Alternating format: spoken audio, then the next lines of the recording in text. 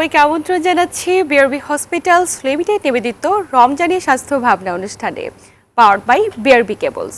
প্রিয় দর্শক, আপনাদের সাথে আছি আমি ডাক্তার অর্থি জোখরিফ।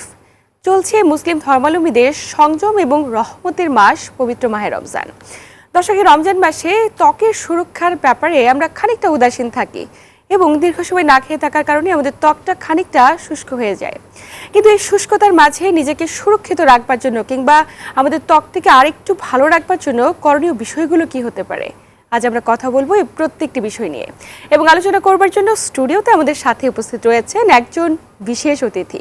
উপস্থিত আছেন ডাক্তার মোহাম্মদ আবু নাসের, যিনি চর্মরোগ বিশেষজ্ঞ এবং উপপরিচালক, বাংলাদেশ মেডিকেল বিশ্ববিদ্যালয়। দর্শক, আজকের আলোচনার বিষয়ে যে কোনো তথ্য কিংবা পরামর্শের জন্য চাইলেই ফোন দিতে পারেন টেলিভিশন স্ক্রলে দেখানো নাম্বারে। আমরা চেষ্টা করব আমাদের বিশেষজ্ঞ চিকিৎসকের দ্বারা আপনার এই বিষয়টি নিয়ে আলোচনা করবার। স্যার, স্বাগত আমাদের আজকের আয়োজনে। আপনাকে অনেক ধন্যবাদ এবং আমি এই বৈশাখী টিভির সকল দর্শকদের শুভেচ্ছা জানাচ্ছি আজকে রমজানের প্রোগ্রামে। আপনাকেও ধন্যবাদ। স্যার, রমজান মাসে যে ত্বকের বিভিন্ন ধরনের সমস্যাগুলো হয়, আপনি তো নিয়মিত রোগী দেখেন, একটু জানতে চাই যে আসলে কোন কোন সমস্যাগুলো নিয়ে রোগীরা আপনাদের শরণাপন্ন অনেক বেশি হয় অন্যান্য সময়ের চাইতে? হ্যাঁ, অনেক ধন্যবাদ আপনাকে। সত্যি কথা বলতে কি, রমজান একটা আমাদের জন্য অনেক বড় রহমত। বাট রমজানে আমরা কিছু অপরিমিত খাবার গ্রহণের ফলে অথবা কিছু অনিয়মের কারণে ত্বকের কিছু কিছু সমস্যা দেখা দিতে পারে।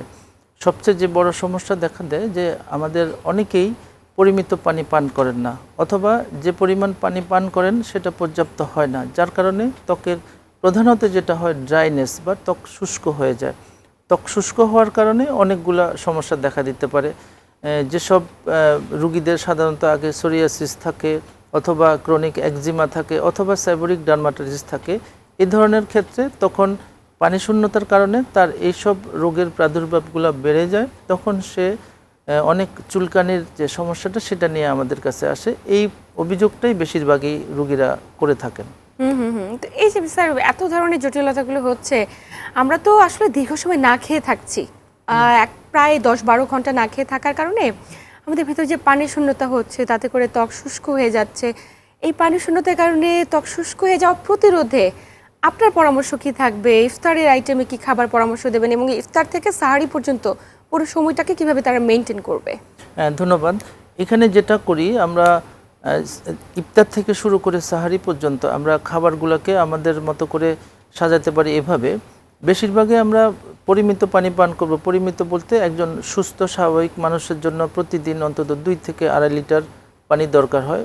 ওজন বেঁধে অথবা তার শারীরিক কাঠামোগত কারণে হয়তো কম বেশি হতে পারে, বাট অ্যাভারেজে 2 থেকে 2.5 লিটার পানি দরকার হয়। আমরা চেষ্টা করব ইফতার থেকে সাহারি পর্যন্ত এটা মেনটেন করতে।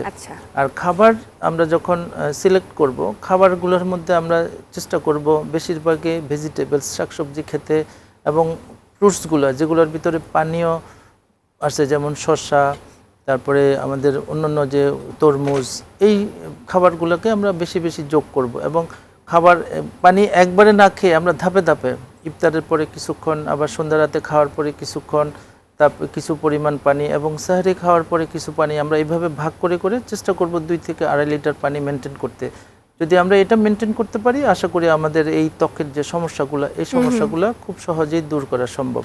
সাথে সাথে আমরা আরেকটা কাজ করতে পারি, আমরা যখন ওযু করি, গোসল করি, তারপর পরে আমরা ত্বকে কিছু ময়েশ্চারাইজার ইউজ করতে পারি। এটা অলিভ অয়েল তেল হতে পারে, সাদা ভ্যাসলিন বা হোয়াইট ভ্যাসলিন এটা হতে পারে, অলিভ অয়েল হতে পারে, সরিষার তেল হতে পারে।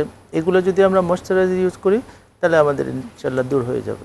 নিঃসন্দেহে এই জায়গাটাতে অবশ্যই প্রত্যেকটি ব্যক্তি সচেতন হবেন যে ত্বকটি শুষ্ক হয়ে যাওয়ার সঙ্গে, ডিহাইড্রেশনের সঙ্গে অনেক কিছু সম্পৃক্ত একটার সাথে আরেকটা। স্যার, আরও যে ডিজিজগুলো রয়েছে যেগুলো বেড়ে যায়, আপনি বলছিলেন সোরিয়াসিস বেড়ে যায়, একজিমা বেড়ে যায়, এবং বিশেষ করে যারা সচেতন নারী তাদের দেখা যায় অনেক ব্রণ হচ্ছে, এবং এই সমস্যাগুলো দূর করার জন্য অনেকে দেখা যায় হামেশাই বাজার থেকে গিয়ে বিভিন্ন ধরনের ত্বক ফর্সাকরণ, ব্রণ দূর করার জন্য বিভিন্ন ধরনের ক্রিম কিনে ব্যবহার করছে। বিষয়টা আসলে কতটুকু স্বাস্থ্যসম্মত? হ্যাঁ, আপনি খুব ভালো করে বলেছেন। এটা হলো আমরা রমজানে যেটা করি, অনেকে ইফতার করার সময় অনেক ভাজা পোড়া খায়, উপরন্তু পানি কম খায়, যার কারণে অনেকের কোষ্ঠকাঠিন্য হয়। অনেকে আবার রমজানে ইবাদত করার জন্য রাত জাগেন। এসব কারণগুলোতে হরমোনাল ইমব্যালেন্স হয়, তার কারণে তার ত্বকে অনেক ব্রণ হয়। এই ব্রণগুলো দূর করার জন্য অনেকে আবার যেটা করে বিশেষজ্ঞ চিকিৎসকের পরামর্শ ব্যতি রেখেই ফার্মেসি থেকে অথবা বাজার থেকে কতগুলো প্রোডাক্ট নিয়ে ইউজ করে, এগুলোর কারণে ব্রণ আরও বেড়ে যেতে পারে এবং ত্বকের আর ক্ষতি হতে পারে। এই জিনিসটার প্রতি সবাইকে লক্ষ্য করতে হবে, যেটা যে এই ব্রণগুলা সাময়িকভাবে হয়। আমরা যদি যে খাদ্যাভ্যাসটা আমরা যদি দূর করতে পারি, বিশেষ করে ভাজা পোড়া কম খেয়ে আমরা যদি শাকসবজির মাত্রা বেশি করি, তাহলে আমরা এই সমস্যা থেকে দূরে থাকতে পারবো। আর আরেকটা যেটা বলছেন যে বাজার থেকে অথবা ফার্মেসি থেকে যে কতগুলো প্রোডাক্ট নিয়ে আসে যেগুলো বেজ নাম্বার ঠিক নাই, ওগুলার ম্যানুফ্যাকচারিং ডেট অথবা এক্সপায়ারি ডেট ঠিক নাই, এইগুলো ব্যবহার করার ফলে যাতে যে ইনগ্রেডিয়েন্টগুলো আছে বেশিরভাগ এগুলোর মধ্যে স্টেরয়েড দেওয়া থাকে। এই স্টেরয়েড দেওয়ার ফলে ত্বক অনেকের পাতলা হয়ে যায়, অনেকের ত্বকের যে রক্তনালীগুলো এগুলো প্রমিনেন্ট হয়ে যায়, অনেকের ত্বকটা খুব নরম হয়ে যায়। এইসব কারণ অনেকে দীর্ঘমেয়াদী ট্রিটমেন্ট করলে অনেকের আবার ত্বকে পশম গজিয়ে যায়। এইগুলা দূর করার জন্য আমাদের সবাই সচেতন হতে হবে এবং বিশেষজ্ঞ চিকিৎসকের পরামর্শ নিতে হবে। নিঃসন্দেহে।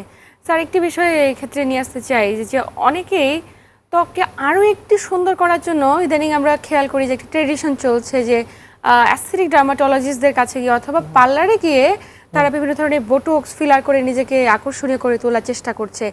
আসলে ত্বকে সুন্দর করার জন্য বোটক্স ফিলার কিংবা ত্বক ফর্সাকরণ, গ্লুটাথায়ন ইনজেকশন এগুলো আসলে কতটুকু স্বাস্থ্যসম্মত বা যৌক্তিক?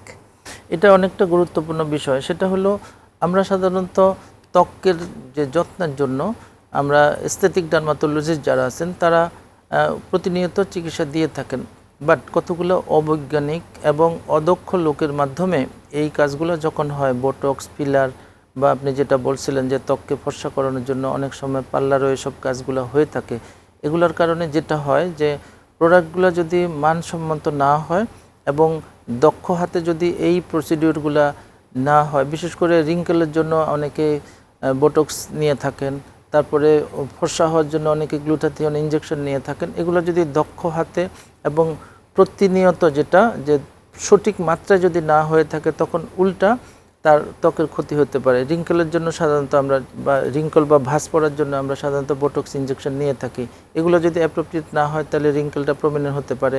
অনেকে চোখের যে ভাঁজটা আছে এটাকে মিনিমাইজ করার জন্য বোটক্স নিয়ে থাকে, তখন আবার টোসিস হয়ে যায় বা চোখের পাতাটা আবার ঝুলে পড়ে থাকে। এই ধরনের সমস্যাগুলো প্রতিক্রিয়াগুলো দেখা দিতে পারে। কাজে আমরা সবাইকে বলবো আপনারা সচেতনভাবে এবং বিশেষজ্ঞ চিকিৎসকের এবং যেগুলো রিকগনাইজ যে প্রতিষ্ঠানগুলো আছে সেগুলোতে গিয়ে আপনারা এসব চিকিৎসা নেবেন। শুধু বাজার থেকে অথবা ফার্মেসি থেকে এই প্রোডাক্টগুলো কিনে নিজেরা ব্যবহার করে না বা নিজেদের চিকিৎসা নিজেদের হাতে তুলে নেবেন না। চিকিৎসক যারা আছেন তাদের পরামর্শ নিয়ে আপনারা এই চিকিৎসা করবেন, তাহলে আশা করি এই জটিলতাগুলো থেকে আমরা দূরে থাকতে পারবো ইনশাল্লাহ। নিঃসন্দেহে। এবং স্যার, এখানে একটা বিষয় বারবার আমরা খেয়াল করি যে আমরা অনেক অ্যাস্থেটিক ডার্মাটোলজিস্টদের কাছে না গিয়ে অনেকে পার্লারে গিয়ে নিজের মতো করে তাদের কাছ থেকে ধরে অ্যাস্থেটিক ট্রিটমেন্ট নিচ্ছে, সেটা যেমন একটা পার্শ্ব প্রতিক্রিয়া রয়েছে এবং আমরা কিন্তু যাচাই বাছাই করছি না একদমই। এবং স্যার, এটির সঙ্গে ইনক্লুড করে একটি প্রশ্ন করতে চাই যে আমরা তো এই সিজনে যেহেতু আবহাওয়া পরিবর্তন হচ্ছে, শীত থেকে হঠাৎ করে গরম পড়ছে, তাতে করে দেখা যায় অনেকের চুল পড়ার মতো একটি প্রবণতা তৈরি হচ্ছে, অনেকে চুল পড়ছে এবং চুল পড়ার ট্রিটমেন্টের ক্ষেত্রেও অ্যাস্থেটিক ডার্মাটোলজিস্টের কাছে গিয়ে অনেকে পিআরপি ট্রিটমেন্ট নিচ্ছে। স্যার, একটু জানতে চাই চুল পড়ার রোধে আসলে কখন পিআরপি নেওয়া জরুরি এবং কোন ক্ষেত্রে মেডিসিন, এবং কখন আসলে ঘরে বসেই তারা সুস্থ থাকতে পারে? হ্যাঁ, ধন্যবাদ। চুল আমাদের সৌন্দর্যের একটা অন্যতম উপকরণ।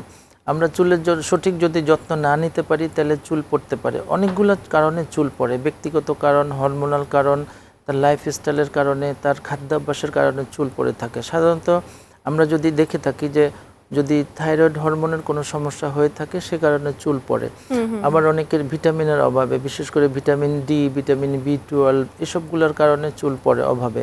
অনেকের আবার পানিতে সমস্যার কারণে চুল পড়ে। কিছু ত্বকের চুলের যেমন সেবোরিক ডার্মাটাইটিস, স্ক্যাল্প সোরিয়াসিস এগুলোর কারণে চুল পড়ে। অনেকে আবার ঘন শ্যাম্পু করেন, এগুলোর কারণে চুল পড়ে। অনেকের আয়রনের অভাবে চুল পড়ে। অনেকের ডেঙ্গু, টাইফয়েড, তার পরবর্তীতে হাই পাওয়ারের অ্যান্টিবায়োটিক খেলে তারপরে চুল পড়ে। বিশেষ করে মহিলাদের ক্ষেত্রে প্রেগনেন্সি যখন ওভার হয়, প্রেগনেন্সি ওভারের কারণে তার হরমোনের মাত্রা কিছু কমে যায়, তখনও কিন্তু চুল পড়ে। এবং চুল পড়ার যদি সঠিক কারণটা আমরা খুঁজে বের করে সেভাবে যদি আমরা যত্ন নিই তাহলে ইনশাল্লাহ কোনো সমস্যা নেই। বাট আমরা সেটা না করে আমরা ইনঅ্যাপ্রোপ্রিয়েট ট্রিটমেন্ট নিই। বিশেষ করে আমরা এর আগেও আমরা বলেছি পর্যাপ্ত পরিমাণ পানি খাই না, আমাদের খাবারের মধ্যে শাকসবজি অ্যাড করি না, তারপরে আমাদের যে আমাদের যে লাইফস্টাইল সেটাকে আমরা ঠিকমতো মেনটেন করি না, যার কারণে আমাদের অনেক চুল পড়ে। আর চুলের যেটা বললেন যে পিআরপি পিআরপি ট্রিটমেন্ট বা কোন ক্ষেত্রে কার্যকর? অনেকে পিআরপির ক্ষেত্রে যেটা হয়, যাদের কনস্ট্যান্টলি চুল পড়ে থাকে, যেটা পার্মানেন্ট হেয়ার লস যেটা বলি, সাধারণত সুস্থ স্বাভাবিক মানুষের মাথায় 1 লাখ থেকে 1,20,000 চুল থাকে।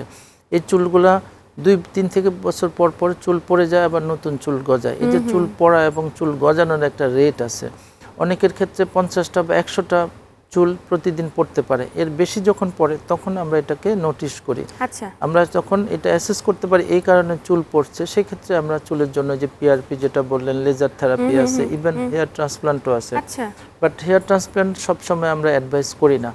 অনেকের অ্যালোপেশিয়া এরিয়াটা হয়, যেটা গোল গোল চাকতির মতো চুল পড়ে ত্বকটা খালি হয়ে যায়, সেক্ষেত্রে আমরা স্টেরয়েড ইনজেকশন দিতে পারি। আর পিরিয়ডিক্যালি যখন চুল পড়ে তখন আমরা সেটাকে পিআরপি দিই, তবে পিআরপি মান্থলি ইউজ করতে হয়, 6 মাস 1 বছর এটাকে মেনটেন করতে হয়। আচ্ছা, অর্থাৎ নিজের শরীর থেকে রক্ত নিয়ে সেটাকে সেন্ট্রিফিউজ করে গ্রোথ ফ্যাক্টরগুলো আমরা ইনজেক্ট করি, তাতে চুল অনেকের গজিয়ে যায়। এরপরেও যাদের কিছু কিছু মেল প্যাটার্ন আমরা বলি, ফিমেল প্যাটার্ন বল্ডনেস বলি, এই ক্ষেত্রে যখন চুল পড়ে যায় এবং সামনের দিকে দেখা যায় অনেকের হেয়ার লাইনটা অনেক বড় হয়ে যায়, এটাকে আমরা বাংলায় টাক বলি, অথবা পিছনের দিকে তার চুল আছে, সেখান থেকে পিছনের চুলগুলো আমরা সামনে এনে তাকে আমরা হেয়ার ট্রান্সপ্লান্ট করে চুলের এই সমস্যাটা দূর করতে পারি। আচ্ছা। সেক্ষেত্রে স্যার, যারা হেয়ার ট্রান্সপ্লান্ট করছে তাদের ক্ষেত্রে যখন করে ফেললো, পরবর্তীতে এটা মেনটেন করার জন্য কি রেগুলার পিআরপি করার পরামর্শ দেন, নাকি এমনি এমনি মেনটেন হয়ে যায় একটু সচেতন থাকলে খাদ্যাভ্যাসে? খাদ্যাভ্যাসে তো সচেতন থাকতেই হবে, তার খাবারের মধ্যে বিশেষ করে ভিটামিন জাতীয় খাবারগুলা যোগ করতে হবে।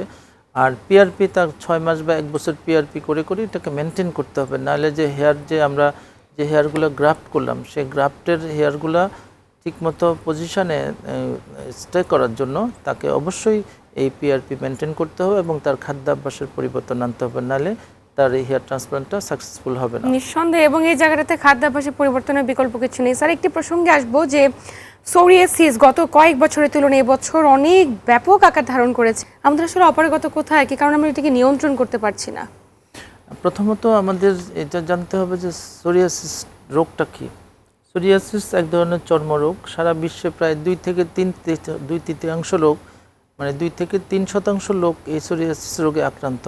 এই রোগটা মাছের আঁশের মতো কতগুলা, আমরা বলি স্কেল বলি, বা মাছের আঁশের মতো কতগুলো আঁশ উঠে, বিশেষ করে আমাদের প্রমিনেন্ট জায়গাগুলো, কনুইতে, হাঁটুতে, তারপর ওভার দ্য সেক্রাম, এইসব জায়গাগুলোতে এই মাছের আঁশের মতো কতগুলো স্কেল বা আঁশ উঠে।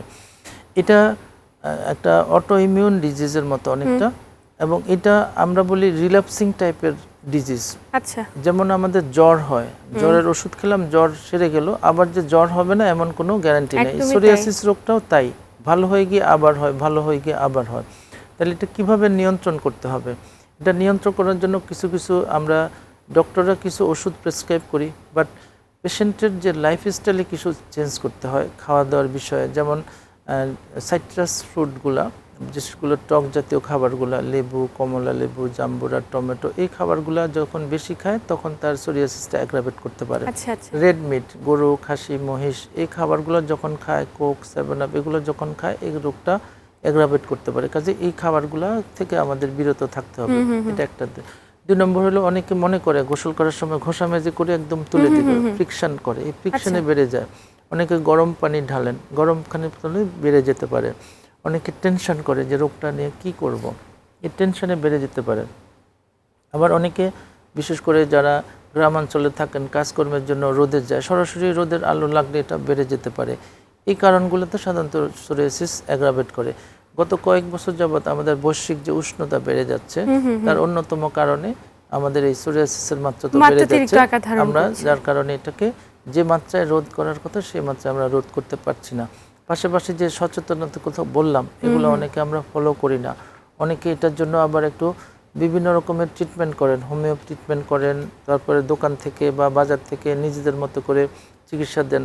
যেমন অনেকে এই সোরিয়াসিসের মধ্যে টিনিয়া বা ফাঙ্গাসের ওষুধ দিয়ে দেন, স্ক্যাবিসের ওষুধ দিয়ে দেন, মিসম্যানেজমেন্টের কারণে তার এটা বেড়ে যায়।